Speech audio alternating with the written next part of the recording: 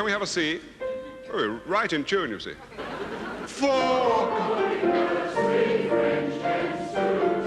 Ted Heath was the most musical of British Prime Ministers. And this time, we're not just content with an ordinary gold ring, we have a very ornate gold ring.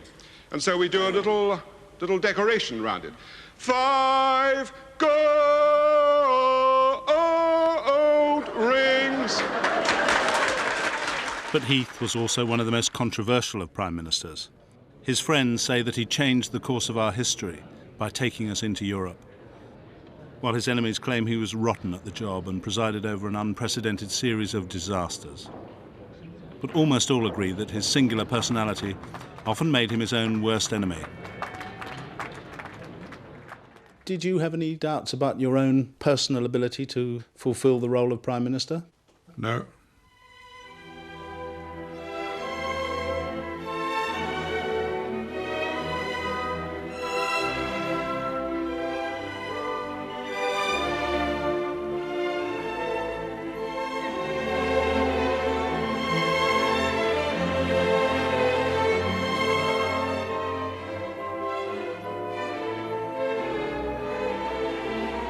Ted Heath celebrated his 80th birthday 2 years ago with a grand party. The Tories' first ever working class leader had come a long way. Many congratulations. I'm sorry we couldn't make last night. The great and the good of the Liberal establishment were out in force. You leave my wife alone, Fred. I can't have you. I'm sitting out in chairs. But on parade were more senior politicians from other parties than there were top Tories. Nice photograph of you with the Queen. I just want to reassure you that there is life after 80. And Heath's successor as Tory leader and Prime Minister, Margaret Thatcher, was a conspicuous absentee. I heard the remark that Ted said he wanted one Prime Minister, yeah? That's quite true. I know one he didn't want. For Ted Heath is a prophet, largely without honour in his own party. His critics have tried to airbrush him out of Tory history, and his record as Prime Minister is hotly disputed. He'd come to power in 1970, promising to create one nation. But his 4 years in office saw the country more bitterly divided than ever. Heath had faced many enemies, but none more potent than himself. For his is a case study of the strains that the mix of politics, class and sex can impose on a personality. The young Teddy Heath, as he was then known, was brought up in the seaside town of Broadstairs in Kent. Teddy Heath grew up with his brother John, who was 3 years younger than him. His mother Edith had been a lady's maid, and his father Will was a carpenter. Will Heath was to set up his own building firm, but the most important relationship in Teddy Heath's life was with his mother. I don't recall that being taken. You can see how beautiful my mother was. So calm, so happy. There she is again. Those very steady eyes. She was delightful. She really was the whole guiding spirit. I mean, his father was a nice guy, but without that drive that his mother had. And his mother simply knew that he was, going to do well. And she was the one that encouraged the music, encouraged the ambitions, everything. And how did he regard her? Absolutely idolised her. She couldn't really have looked after us better, and so she was a godsend. His mother encouraged Teddy to sit a scholarship to the fee-paying county grammar school. He passed and quickly became a model pupil. He played the school organ, and in one of his reports, the headmaster praised the purity of his ideals and his sense of duty. A contemporary of Heath's, who was later to become a distinguished professional soldier, was Ken Hunt. Hunt has remained a lifelong friend and remembers vividly what Heath was like as a schoolboy. A one-dimensional lad, really. Very good scholar, often in a class by himself. I remember seeing in the classroom there was Ted all by himself, having special lessons, and while we were changing, from Maths to Latin rooms and whatever. And he would go home then. We were day boys, of course. And then he'd go home in the evening, that was that. And you never saw him. He played no games or anything, not remotely. I doubt if he's ever had a ball in his hand in his life. Heath was elected scorer for the school cricket team. And at the age of 13, he made his virgin trip in an aeroplane when he flew on a school visit to Paris.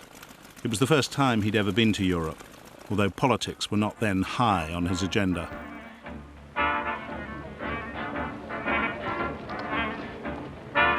Is a bit young for Paris, but it was very interesting. We went to the opera. It's the first opera I'd ever seen in an opera house. We had a box, but one of the things I remember most clearly was that there was another box under us, and a charming girl in it. And she had enormous problems because her straps kept on falling down her arms.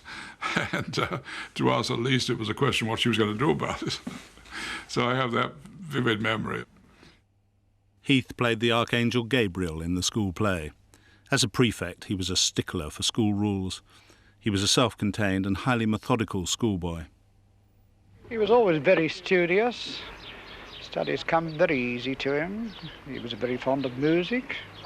He used to practice for hours on the piano. And there was a time when he, I think, wanted to take up music. He approached his mother about it, and she asked me. I said to her, if he's going to take up music for a career, then I'm not going to pay for his exam.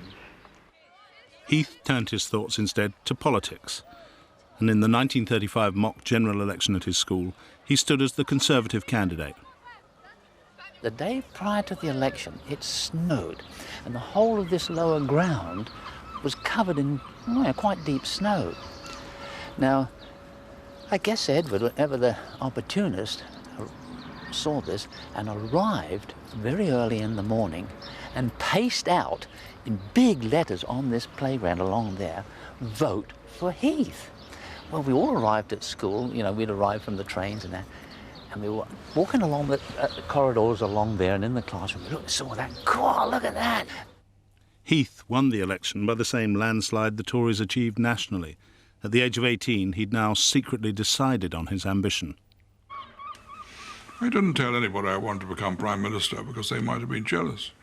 But I told them what I wanted to do next, which was to get to university, and preferably Oxford. Heath won a place at Balliol, one of the top Oxford colleges. The carpenter's son was now witness to a world of privilege. One of his Balliol contemporaries was Nigel Nicholson, the old Etonian scion of an exotic upper-class family. He was an unusual figure because he came from a background which in those days was not very common. I mean, he was a working-class boy. He spoke, as he still does, with a Cockney accent. And these things told slightly against him, I suppose. Nigel Nicholson said that he met you, liked you, and you came from a working class and had a Cockney accent which he thought you still have today. About me? Yeah. I can't really judge. I think it's very difficult to judge one's own accent. But whatever it isn't a Cockney one, because I've never been a Cockney. At Balliol, Heath won the organ scholarship. He would be up early every day to play for morning service on the college organ that he cherished. I always think its real joy is in its soft stops, and these really are quite lovely. Let me show you what some of them are like. You take the swell organ.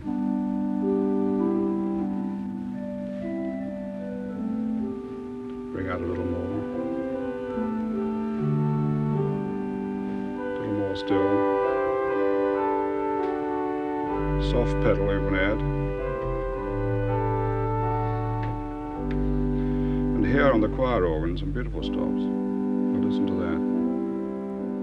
Balliol prides itself on producing the nation's political elite. Portraits of old Balliol men like Asquith and Harold Macmillan, who both became Prime Minister, hang in the college hall. Do you think there is something that Balliol gives you that helps you to become Prime Minister?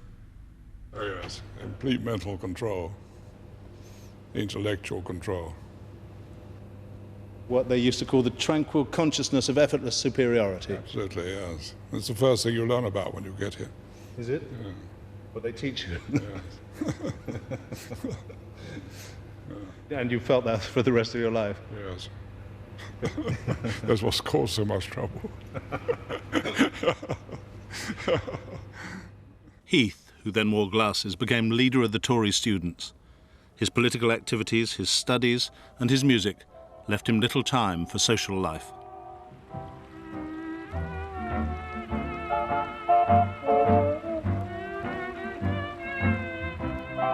A left-wing friend at Balliol was the young Dennis Healy. I always remember walking with him in the quad one hot June afternoon. I mentioned some friend of ours was going off with his girl to Bibury at the weekend, and Ted looked at me in alarm and said, "You don't mean to say they're sleeping together?" I said, "I suppose so. I don't know. I didn't ask." And he said, "Well, I can't imagine anybody in the Conservative Association doing that." Were they both Conservatives?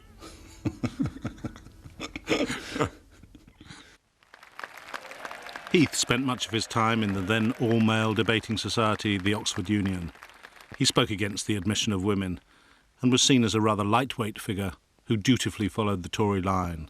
But that changed in 1937.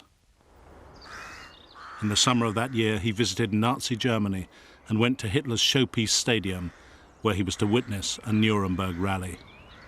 I've always wanted to find out for myself all through my life what was really going on. And I must say, being here brings back these extraordinary memories to me of this. Makes one realize now exactly how big an enterprise it was. And so I went back, determined as far as I could as an Oxford undergraduate with debates and speeches and so on, to try to bring home to people how enormous this threat was. On his return, Heath led the student opposition to the Tory government's policy of appeasing the Nazis. He gained all-party support and was elected president of the Union. The Union is proud of having produced 5 prime ministers and many more cabinet ministers in its 175 years. Former officers of the Union came together to celebrate the anniversary this year. You were the oldest president. Yeah. And what year were you president? 39. I was president 69, 30 years after you. That's right, yeah. Oh. So you have no first-hand knowledge of what events were then. No. That's why you write and talk such balls. Absolutely, absolutely. Got what you want. Brother. Lining up for the anniversary photograph were many of the leading lights in the media and political worlds. The carpenter's son from the Seaside Grammar School was the star graduate at the most influential political finishing school in Britain. Right, here we go then. 2, and let's do another one. Lovely, good. People admired him with all his disadvantages. I mean, for one thing, I don't suppose he had any money, you see, beyond his university fees. And he couldn't buy popularity. He gained it by his personality and exuberance. Exuberance with great ambition.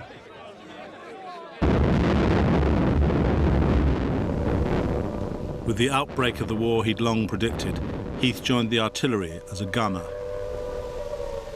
He was to spend much of the war in Britain, helping organise our anti-aircraft defences. He enjoyed the disciplined army life, and his organisational abilities helped win him steady promotion. He only saw his first real action as a battery commander in France after D-Day. And at the end of the war, Major Heath faced a potentially traumatising experience.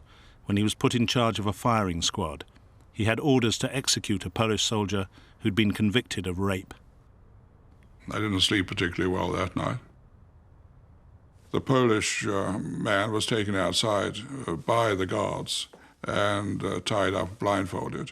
And then the firing squad marched out, and I gave the orders for them to fire. I obviously felt uneasy. It's one thing to be in the war, and you see the enemy on the other side, and so you bombard them. And then later on, when you pass over that ground, you'll see dead bodies lying around. That's one thing, that's war. But it's different when you have an individual.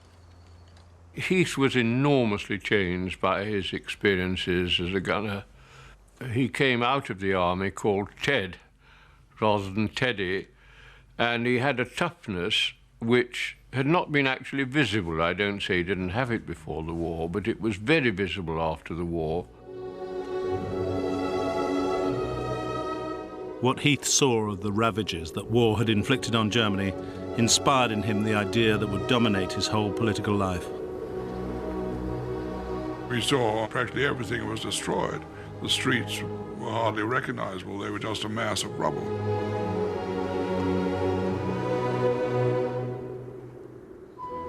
And I said, well, they've brought it on themselves, and they've done immense damage to others, and now they've destroyed themselves.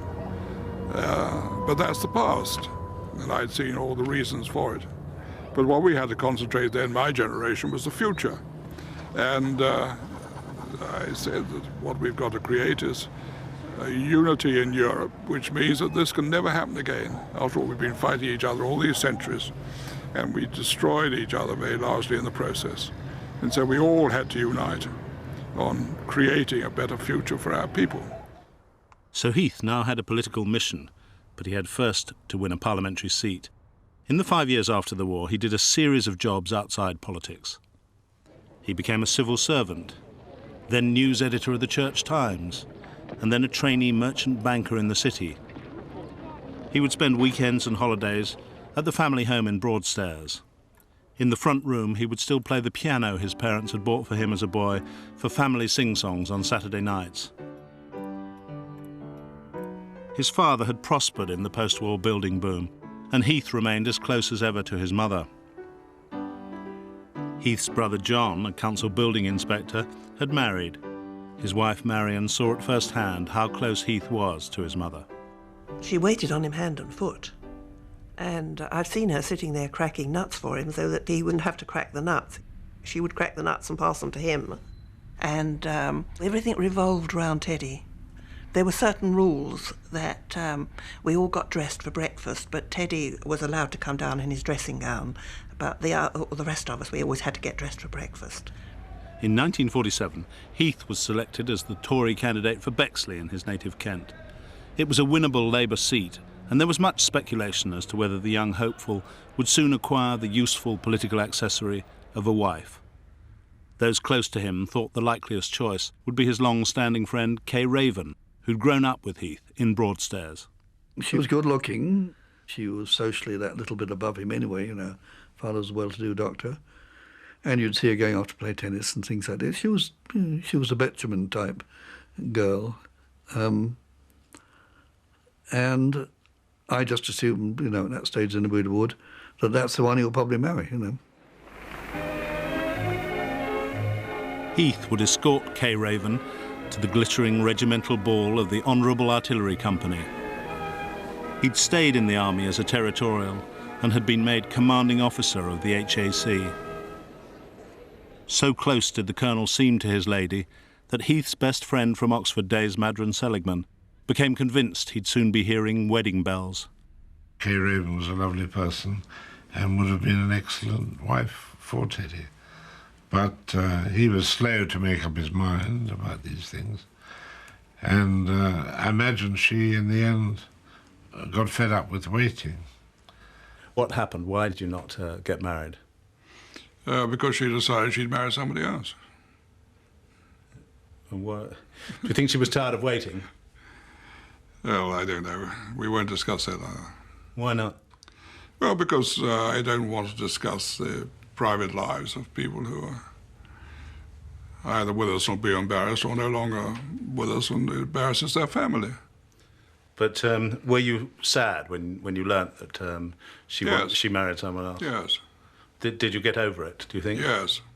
Has it said that you kept her picture by your bedside for a long time thereafter? Yes. Did you? Yes. Heath found some consolation when he won Bexley in the 1950 general election, which saw Labour barely clinging on to office. At the age of 33, he'd taken the first key step to achieving his teenage ambition by entering the Commons. It was very interesting for me because I felt exactly as if I was going home, because it was so like the Oxford Union. One felt exactly as one had done when we were debating.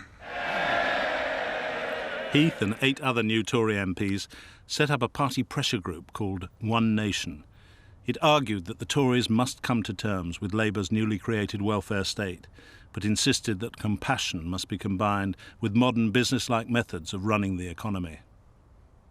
In 1951, Heath fought another general election called by an exhausted Labour government. But during the campaign he received news that his beloved mother had been diagnosed as having cancer. His father had been told that there was no hope. And he told us, the 3 of us, there was John, Teddy and myself, and we were in the kitchen when he told us, and I can remember that Teddy was absolutely devastated. I don't think I ever saw him before or after as he was on that day. I used to be campaigning in Bexley all day and then drive down to Broadstairs for the night. I would play the piano, which was in the sitting room underneath her bedroom. And I would play some of the tunes which I knew she liked best. Some of the songs which my father sang, and some of the pieces which we used to play to her as boys. And I think that gave her more consolation than anything. She was upstairs, and yes. You would. What sort of tunes did you play? Do you remember? We played the things which I knew she liked, like Love's Old Sweet Song and other similar pieces.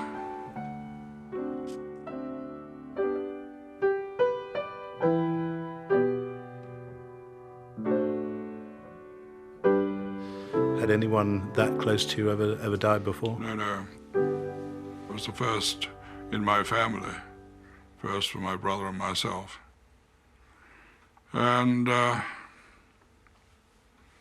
it does take getting used to, I think, the first death in a family.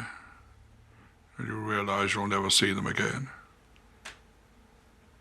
Especially when they've been such an important part of one's family life or one's own life. And she's no longer there to telephone if you've got a problem or you want to find out what's going on in our hometown. Then there's nobody there. With the 2 women who've meant most to him gone from his life, Heath now seemed to close in on himself, becoming totally immersed in Westminster. He was made a whip in the new Tory government and would spend most of the next decade operating behind the scenes. As a party manager, he could devote himself to the business of organisation, which he greatly enjoys. Oh, immensely, yes. Because I loathe incompetence and inefficiency and bungling and waste and all those things. Within 4 years, the organisation man was made chief whip. Mr. Heath, what exactly does a chief whip do? Well, the chief whip has really 2 jobs, I suppose. First of all, he has large responsibility for the management of the parliamentary business, that is, bills and debates in the House of Commons, and in that he has to have a considerable knowledge of procedure. And then, of course, the other side of it is relations with the opposition, members of the opposition, and with one's own party. These are the usual channels? These are the usual channels, that's quite right, yes. Heath was seen as a formidably efficient chief whip, skilled at shepherding Tory MPs into the division lobbies through a mixture of persuasion, promise and threat. In 1956, the Prime Minister, Sir Anthony Eden, went on the attack. I have a feeling that we've been pushed around a little too much of late. Eden sent British troops to seize the Suez Canal from Egyptian control. The Suez invasion sparked bitter controversy in Britain. Central to the violent confrontations was Anthony Eden's true role in the crisis. His opponents claimed that Eden had lied to the Commons when he denied there'd been any secret agreements in advance between the British, the French and the Israelis for a joint invasion of Suez. But inside Number 10, Heath was shocked to learn that the government had in fact signed secret agreements, and he met the Cabinet Secretary, Sir Norman Brooke, who'd just been given an extraordinary order by the Prime Minister. Norman Brooke came out of the cabinet room and said, he's told me to burn the lot of them. To burn the lot of what? The documents. The secret documents? Yeah. And well, yes, they were government documents. And is that what Norman Brooke, the Cabinet Secretary, went off and did? Yes. And what did you feel about that? Well, the Cabinet Secretary was carrying out the Prime Minister's orders about cabinet documents. But what did you feel about a Cabinet Secretary going off and destroying secret documents, which, if they'd become public, would prove that the Prime Minister had lied to the House? Yes. What did you feel about that? The Cabinet Secretary was doing his job. Carrying out orders? Yeah. He was only obeying orders? Yes. But what sort of view is this of the morality of a Prime Minister who lies to the House and then tells a Cabinet Secretary to destroy the documents, and you think that that's OK? I said that the Cabinet Secretary was carrying out his duties, which he did. And you thought it was all right for the Prime Minister to order these documents to be destroyed? Well, that's a matter for the Prime Minister to decide. Well, what was your view? Well, my view is that I haven't destroyed any cabinet documents. Yeah, but what was your view at the time when the Prime Minister ordered these secret documents to be destroyed? Yes, that's the matter for the Prime Minister and the Secretary of the Cabinet. The Suez debacle caused Eden's resignation, but even 40 years on, Heath's belief in loyalty to his leader, right or wrong, still constrains him from criticism. Heath's attitude made him the ideal adjutant to a Tory leader. Eden's successor, Harold Macmillan, another old Etonian, kept Heath on as chief whip, and the two old Balliol men worked together to bind the Tory party's wounds. In 1960, Macmillan gave Heath the task of trying to take Britain into the recently formed European Common Market. Heath's mastery of the complex negotiations about farm prices earned him the nickname the Grocer. Were all members equally enthusiastic, including the French? Yes, they were all very enthusiastic. No sign of obstacles yet? No. But after 2 years of hard negotiations, President de Gaulle of France finally said no to Britain's entry. I asked myself the question, ought I to resign? And I decided no. It wasn't my fault that de Gaulle vetoed this, and nobody suggested it was. I got a very good reception when I returned to the House of Commons and told them what had happened. Despite de Gaulle's knockout blow, Heath's reputation had grown, and he was now seen as a contender to replace the party's new stopgap leader, Sir Alec Douglas Hume. Well, it's very nice of you all to come out. It's not a very convenient time of day, but we've got so much ground to cover. The Tories' third old Etonian leader in a row presented the sharpest social contrast with Labour's Harold Wilson. It's been a wonderful meeting this afternoon. Now you all know what you've got to do. So go to it, and the best of luck. God bless. Wilson's victory in the 1964 election convinced the Tories they had to find a leader to match him. The ideal candidate would be modern, classless, grammar school educated, technocratic and charismatic. Good afternoon, Mr. Heath. How are you feeling now it's all over? I'm feeling very pleased. Are you going to celebrate tonight? Not yet, no, not yet. There's too much work to be done. I was very pleased, as I said. You didn't look terribly elated. Oh. You expect me to throw up my arms and say, rejoice, rejoice? You were more sensible then. But the new leader was soon in trouble. He was seen as aloof, and Harold Wilson described him as a shiver looking for a spine to run up. After a resounding defeat in the 1966 election, the Tory knives were out for Heath. Months of adverse polls have not helped Edward Heath surmount his apparent distaste for grassroots politicking. He tries very hard, like a sensitive man in a butcher shop, to conceal a faint nausea, still pasting on a grin, laughing a little too determinedly at all the fleshy cordiality. When Hume was replaced by Heath, it was said, well, we'll have Heath, God knows, we can't have anyone worse than Hume. Well, we've got someone worse than Hume. But how low does your personal rating among your own supporters have to go before you consider yourself a liability to the party you lead? Well, popularity isn't everything. Let's get in. Heath's bachelor status was increasingly seen as a political handicap. He received many letters from Tory mothers enclosing photographs of their eligible daughters. And he was sent a written question by a female delegate at a conference of young Conservatives. Well, perhaps I ought to give the Christian name was Joanna, but no further than that. And all she says in the question is, "Mr. Heath, will you marry me, please?" That would have been all right, except for this latest addendum, which has come up this morning, saying, "Sorry, won't be asking it." Although Heath sought to laugh it off, the Conservative Party chairman, Edward Buchan, believed that Labour was seeking sly political advantage from contrasting the family man Harold Wilson with the bachelor leader. There was a letter-writing campaign, quite obviously, in the provincial newspapers.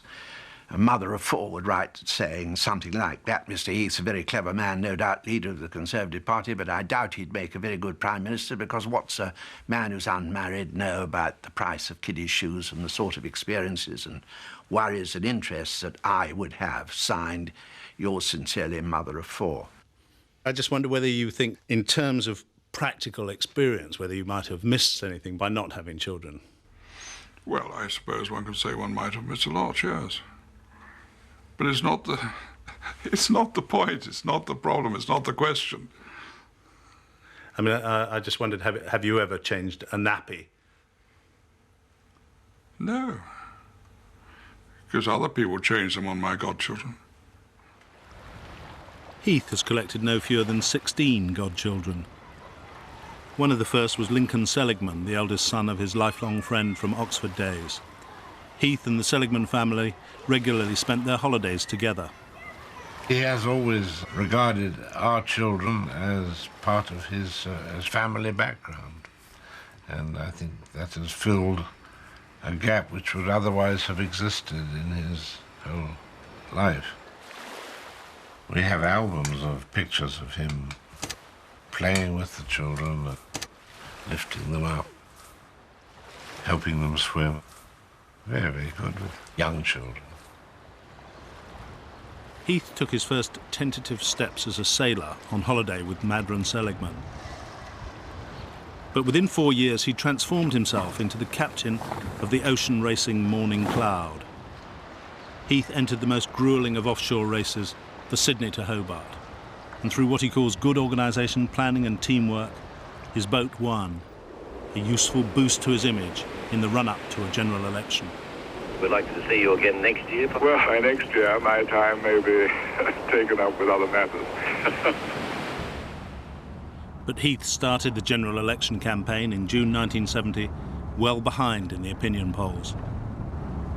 Yes, you really ought to have spent your lunchtime looking at the latest trade figures, because they were issued at noon. And what they show are the worst figures for the last 12 months. And it's nothing to cheer about, because it is only showing that the warnings we have been giving are right. You're certainly not going to win it by shouting senseless slogans like that. But as his foot-slogging campaign reached its end, Heath's gloomy prophecies were getting through. On election day, it became clear that the underdog was going to have his day. Heath had pulled off the biggest election upset of the century. We'd beaten all the opinion formers, the experts, the people coming round with us, two of whom were actually writing a book, Why Ted Heath Had Lost. The rest of us were beside ourselves with excitement and enthusiasm, but he was very calm. Well, I mean, what did you expect?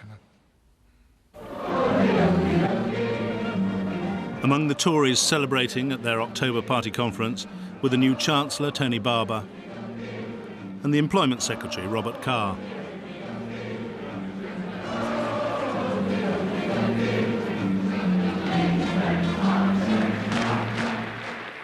We will have to embark on a change so radical, a revolution so quiet, and yet so total, that it will go far beyond the programme for a parliament to which we are committed and on which we have already embarked. Far beyond this decade and way into the 80s. Despite his one-nation beliefs, Heath had won power on a set of right-wing economic policies, later to be described as Thatcherism. He was pledged to tame the trade unions, slash public spending and cut back the social services. But the central plank of his policy was distinctively Heathite.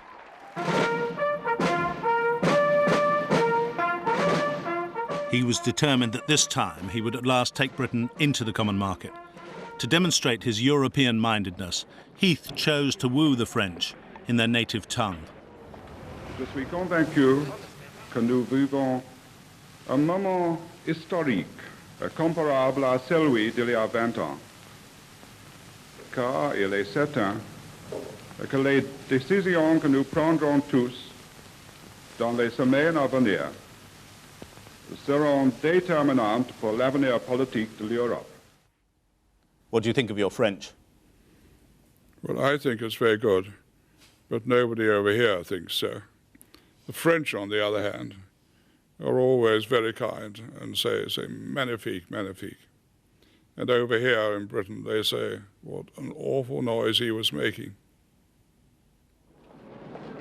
The new French president, Georges Pompidou, now had to decide whether to reverse de Gaulle's veto. He and Heath had a series of meetings and finally went into 2 days of face-to-face negotiations that were kept absolutely secret. The press, by this time, were absolutely convinced that nothing was going to happen. The whole thing was a breakdown. And so we went in, and there they all were, and a lot of the British press were looking rather fed up. And we sat in 2 glorious chairs.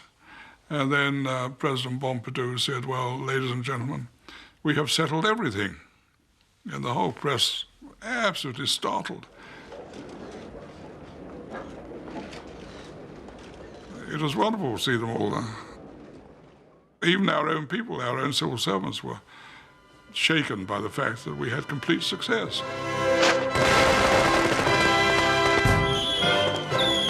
But even at the moment of his greatest triumph, there were ominous signs of trouble ahead.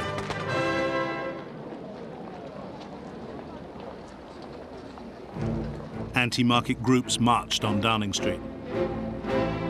Heath is a traitor! With unemployment rising, the trade unions massed in protest against Heath's economic policies. They claimed that Robert Carr's Industrial Relations Bill was a politically inspired attempt to destroy the unions. Strikes increased dramatically. The miners' union introduced a new strike tactic. They bussed in thousands of flying pickets, physically to obstruct lorries from transporting coal. The leader of the flying pickets was a media-savvy Marxist. This is exactly what's been taking place when the television cameras haven't been here. We're asking you, get a bloody photograph of this. The success of the militants in blocking the power stations forced the government to declare a state of emergency, with a shortage of fuel leading to regular power cuts. It seemed to me the government had lost control and wanted to give in but didn't know how to give in, and that it was the proof of something, which an idea which was becoming quite prevalent among some of us, that whatever the government did, the trade union power was too strong to be effectively countered. Douglas Hurd, who was your political secretary, noted in his diary at the time, the government is wandering round the battlefield looking for someone to surrender to and being massacred all the time. Oh, well, that was silly. Very silly. I mean, the very language of it is silly. How can a responsible person, especially somebody who's secretary to the Prime Minister, produce stuff like that in his diary? Very silly. But after the miners had won a hefty pay increase, Heath made the first of a series of U-turns in policy. Along with his Chancellor, he gambled on a dash for growth and pumped money into the economy. But when inflation soared, he brought in laws to control prices and incomes, which he had pledged never to do. The cabinet displayed the loyalty Heath prized and went along with the U-turns. But one member, Margaret Thatcher, later wrote, "Though we'd totally changed course, we kept the same helmsman, and even as we headed for rock-strewn waters, he remained supremely confident of his navigational skills." Well, somebody must have written that for her. She couldn't do it herself. And it's worth remembering, I never had a single resignation from the cabinet on any matters of policy in all the time we were there. Heath's reluctance to flatter his own MPs or reward them with knighthoods contributed to his troubles. And he distrusted the man who'd become chairman of the 1922 committee of Tory backbenchers, Edward Buchan. Ted very generously invited the whole of the executive of the 1922 committee to have dinner with him at number 10. And we did have a very agreeable dinner. But as he sometimes is on these occasions, he was in a sulk from beginning to end, in a grump. The net result was this bridge-building exercise was a total failure and did more harm than good. As the political pressures mounted, Heath appeared increasingly isolated. He didn't have someone at the end of a day to confide in or to bring him down to earth, much to the regret of his closest cabinet colleagues like Robert Carr. I have found when going was tough, to go home and be able to spill it all out to one's wife is wonderful. And we've often said to each other what must it be like for Ted not able to do that. And it must be an added strain and it must be a handicap. He had that disadvantage, therefore. And I think going upstairs and playing the piano is not really quite an adequate compensation for that.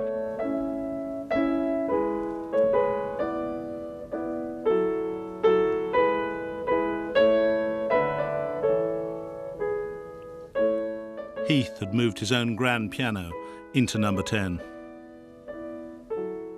Music is a complete contrast to one's daily work.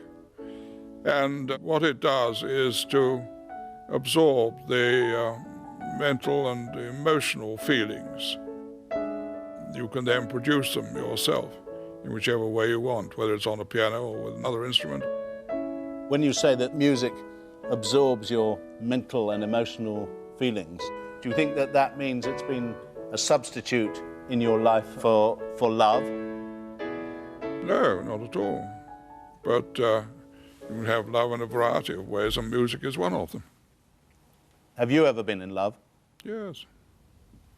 Why shouldn't one love?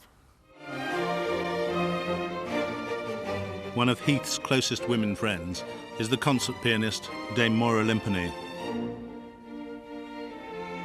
She was a regular visitor to number 10 and to Chequers when he was Prime Minister.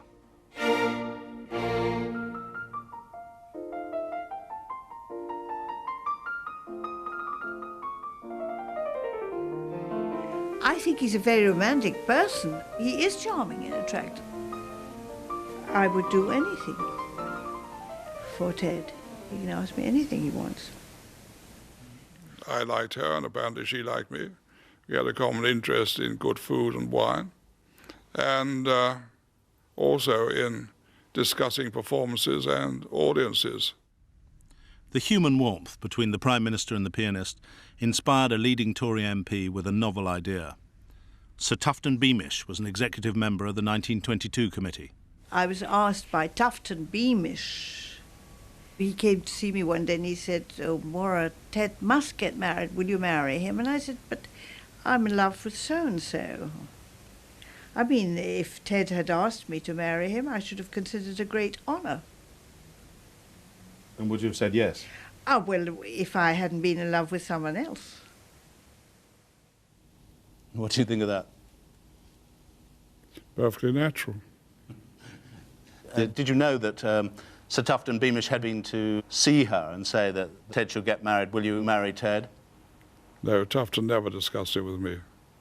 So does that come as a surprise to you, that Tufton Beamish went to see her? Nothing surprises me now. Did you ever think of asking Moira Limpany to marry you? I never discussed these matters at all. He's a little bit defensive on women, of course, you know, obviously, for obvious reasons. What are they? Oh, well, I mean, first of all, people said, well, he's queer. People do say that. Or did he sweet on Moira Limpany? That sort of thing. And actually, he's just wedded to his politics, and that's it. There's no place for anybody else, I think.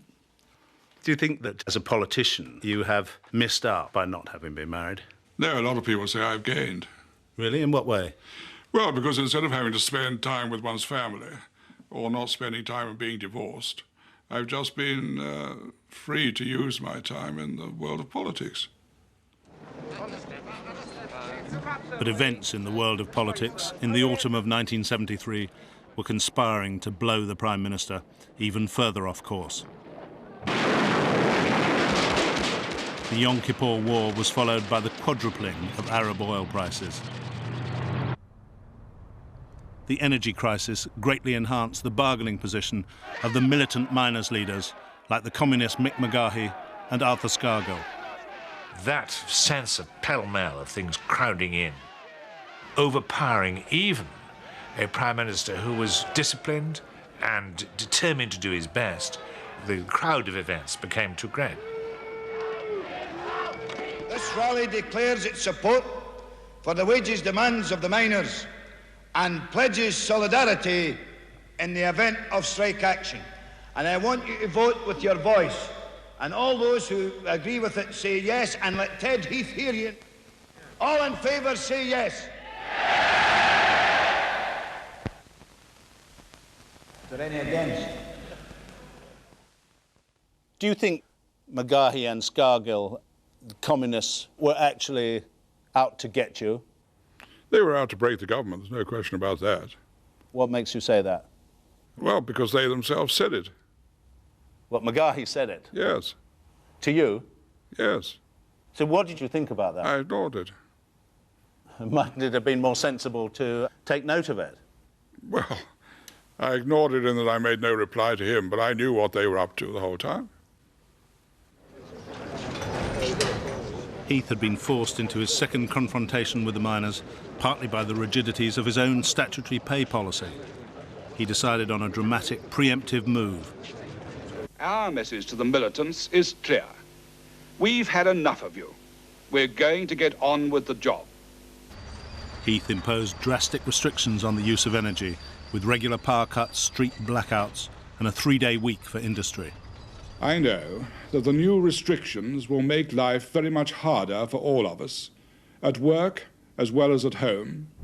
Jobs will be in danger, and take-home pay will be less. In terms of comfort, we shall have a harder Christmas than we have known since the war. In February '74, with the miners on all-out strike, Heath called a crisis general election. The central issue was, who rules Britain, the government or the unions? I love this country. I'll do all that I can for this country. And isn't that what you want to do too? We've started a job together. With your will, we shall go on and finish the job. After the polls closed on election night, Westminster went into a state of suspended animation. Neither side won an overall majority, although Labour were the largest party. For 4 days, Heath sought to stitch up a coalition government with the Liberals, then called a final cabinet meeting. I remember our last cabinet very well and very sadly. One member of the cabinet, when we were just closing our books, as it were, getting ready to go, and it was actually Margaret Thatcher, made a very short but emotional speech saying what a privilege and honour it had been to be a member of such a loyal and idealistic cabinet. And as far as I recall, those were the last words spoken in Ted Heath's cabinet.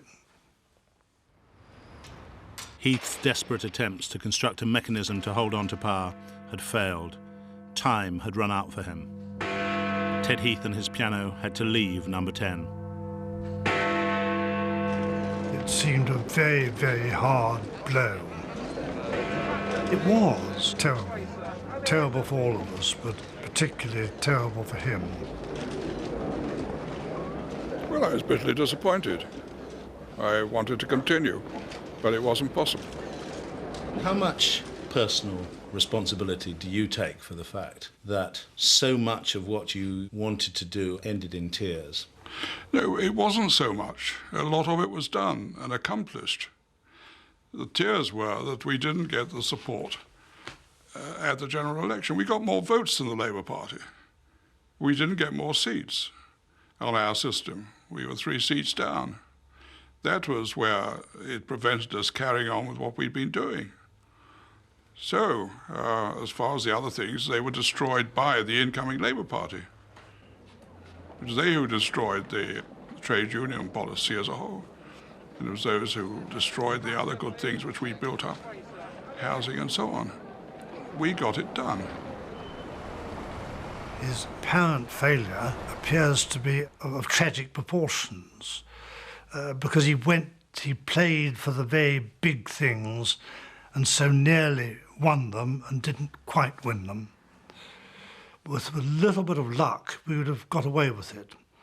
But Ted was not a lucky Prime Minister. The sinking of Heath's boat Morning Cloud in a storm in September 1974 symbolised his ill fortune. The following month, his annus horribilis continued when he lost a second general election. It seemed clear to almost everyone but him that the party had to have a new leader. But Margaret Thatcher was the only member of his cabinet who didn't feel inhibited from standing by ties of loyalty. It was in the weekend press. Everybody knew she was going to stand. And then she came to see me and said she wished to tell me what her intentions were. And so I was very polite and listened. But I had seen it all, I knew it all. What did you say to her? I just said thank you. I thought I read one account which said you said to her, "You'll lose." I never said anything of the sort. But what did you think when she told you that she was going to stand against you as leader? Well, I thought it wasn't really a very sound way of repaying what I had done for her, but if that's what she wanted. Can you tell us your reactions to your defeat? I'm just going to have supper with friends. Well, how are you feeling in yourself, sir? He was very bitter, and in fact, a lot of us felt that it was a pity that he was so bitter, or showed it. Heath spent the years of Mrs. Thatcher's leadership in a kind of internal exile filled with ironies. The bachelor had been brought down by a woman, and he seemed to feel released from any duty of loyalty to the new leader by what he saw as her betrayal in standing against him. Many people thought that you were very resentful of her whole time in government. It was said that you indulged in what was called the longest sulk in history. Yes, all right, you can say that, I don't mind. It's the sort of thing which the critics have always said. The plain fact was that I've never criticised her personally. I never even mentioned her name. And then people didn't like it when I didn't mention her name. What I criticised were policies when I thought they were wrong. And in most cases, I was proved to be right.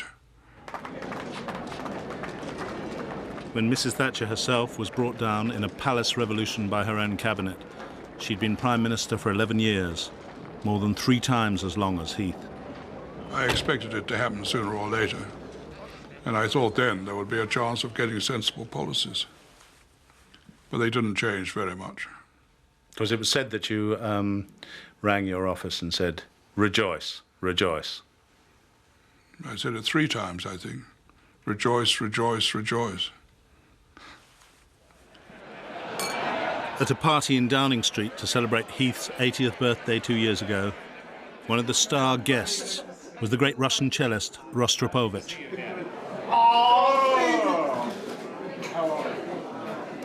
Obviously, very, very good form. The light of content. But he'll be after you all right.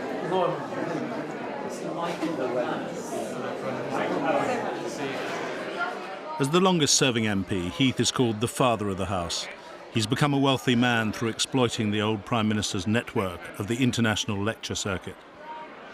He's also the discreet advisor to a number of industrial companies at home and abroad, and he lives in some luxury in a magnificent house in Salisbury. He always wanted a house, a beautiful house. He's got a beautiful house. He always wanted a garden, a beautiful garden. He's got it. He's done it all. He's won cups for yachting, And he's been Prime Minister. What more do you want?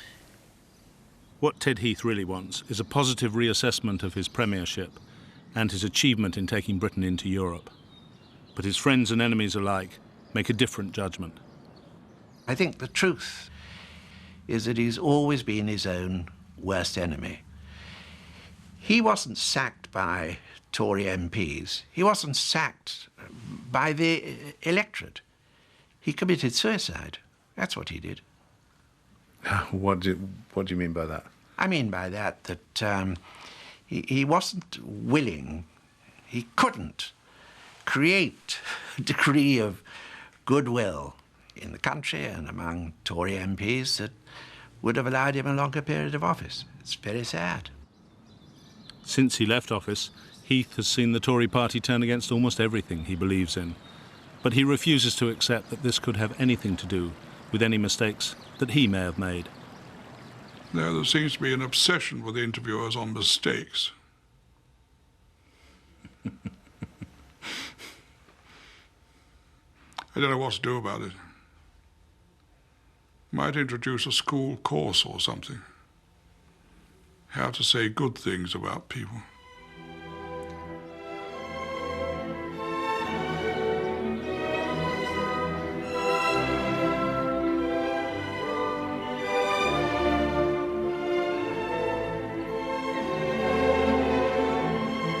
Has our political system in recent years been stretched to breaking point?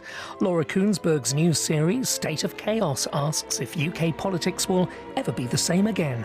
Watch on BBC iPlayer.